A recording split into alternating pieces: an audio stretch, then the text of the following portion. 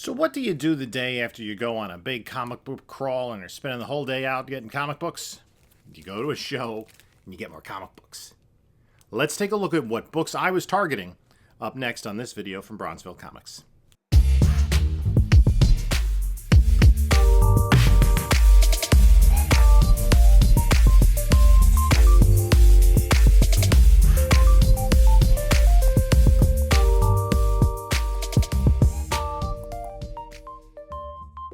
Hey there, comic book community. This is Jim from Bronzeville Comics coming to you with another video. Before we get started, please like, comment, subscribe, do all that good stuff.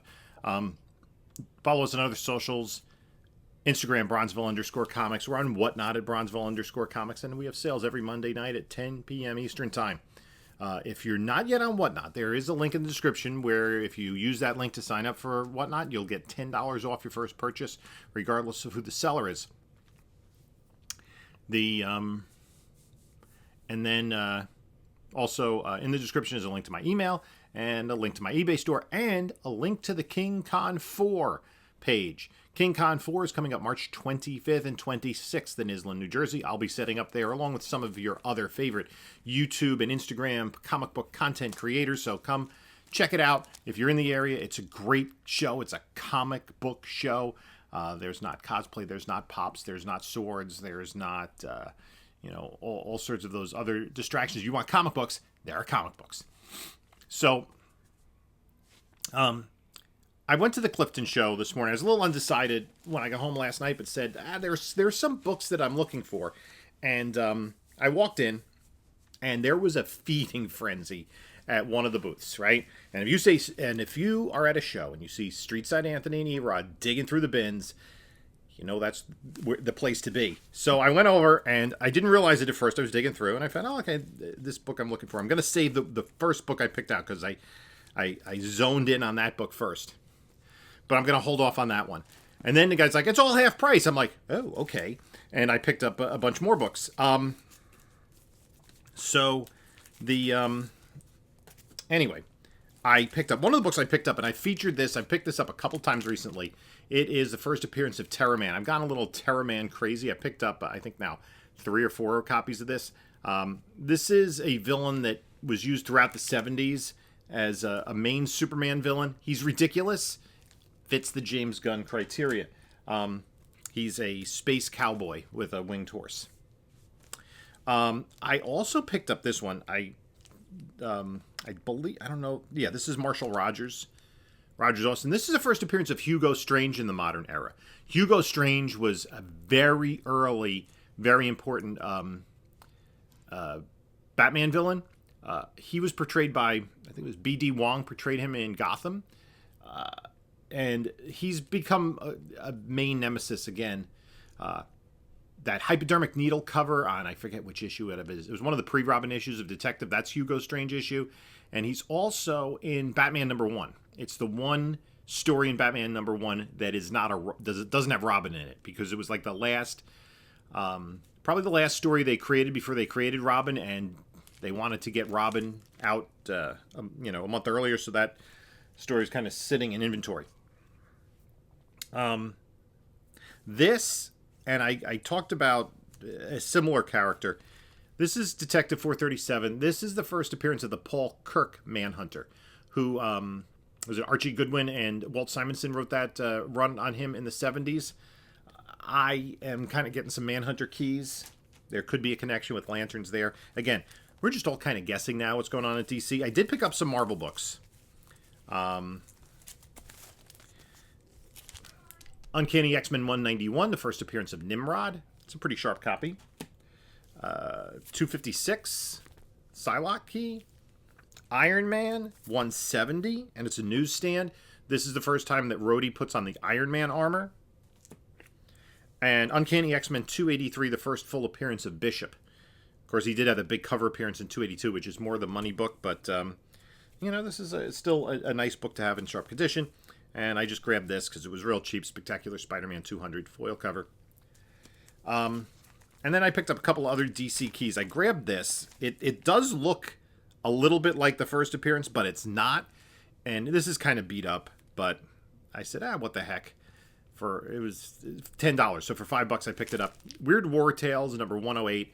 It was the only one in there, so it's a Creature Commando story. I'm going to just kind of take a look at that.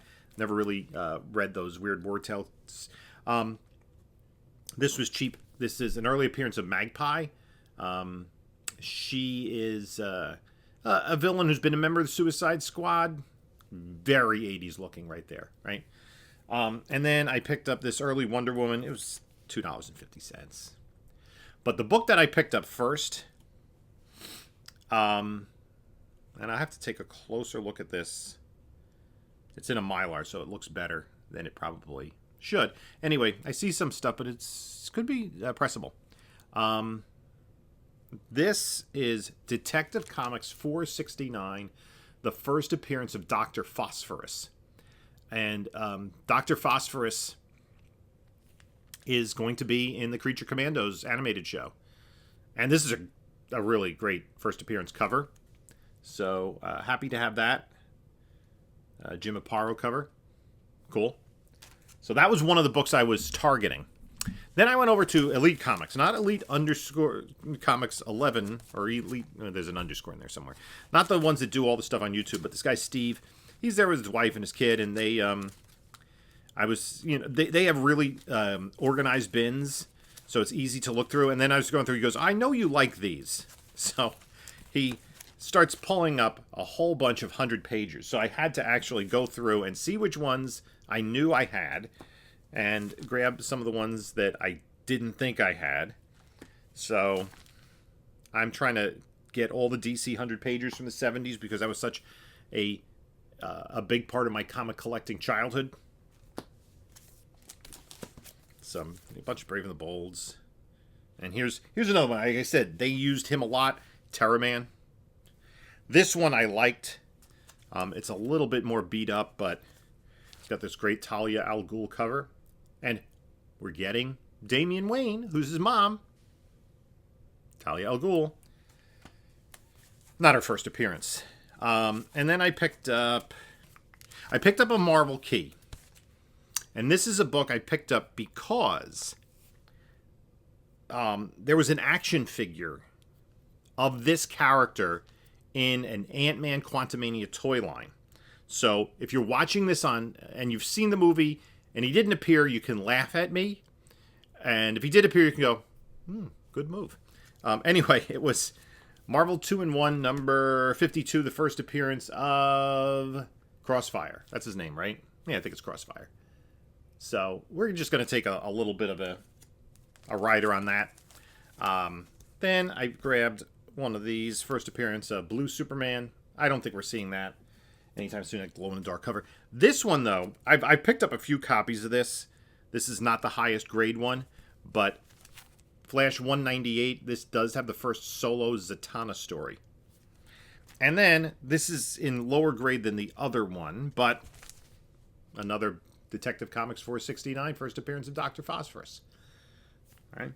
And I didn't pick up a lot more, but I did kind of go around and was just kind of looking through bins. I didn't really have the time to kind of dive into the $1 and $5 bins, and but I kind of flipped through that. Zap Comics had $10 bins, and they had a bunch of Silver Age books in there. So I'm like, what the heck? It's really hard to tell the number. I think this is number 79, Captain Atom, a Charlton book. And I'm kind of, in my head, I'm like, should I work on the Charlton, Captain Atom, and Blue Beetle runs? Why not? This was an issue I didn't have, and this is in decent shape. I did collect this title when I was a kid going to conventions because there were three main Justice League heroes that I felt that their runs were completable. One was Aquaman, and I'm almost there. Hawkman is another one, and I'm closer in that because I did get number 4. And the third was the Atom, and this is number 28. There's this nice Gil Kane cover. So that was that.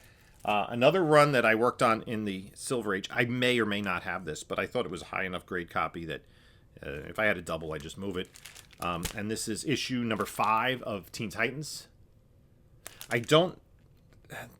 Man, is this I'm not sure if this is a Nick Cardy cover or not, but that's pretty cool. And the last book, I was it's a little bit lower grade, but I was kind of surprised, A, to see this in a $10 bin, and B, that this made trending lists somewhat recently. I mean, it does have color rub at the top and has some indentations, and the spine's a little rough. The spine looks intact, though. Yeah. And this book kind of surprised me to, it's made trending lists a couple of times recently. I'm not sure why. It's Green Lantern number 23. It's a pretty early Green Lantern, another Gil Kane cover. And it's the first appearance of the Tattooed Man. And I'm not sure, like, the Tattooed Man is not, I mean, he was kind of a recurring Green Lantern villain in the Silver and Bronze Age. In the Bronze Age, they gave him a ridiculous costume with this big blue cape, and he wore, like, long pants but no shirt, which kind of made sense if you're the Tattooed Man, because, like, basically he would touch his tattoo and it would come to life. It was, like, some magic ink or whatever. And so, like, he had tattoos all over his chest, so, like, you know, there was, the more skin exposed, the more, like, you know, tattoo weapons you can produce. So, you know, he had, like, you know, an anchor and a battleship and a plane.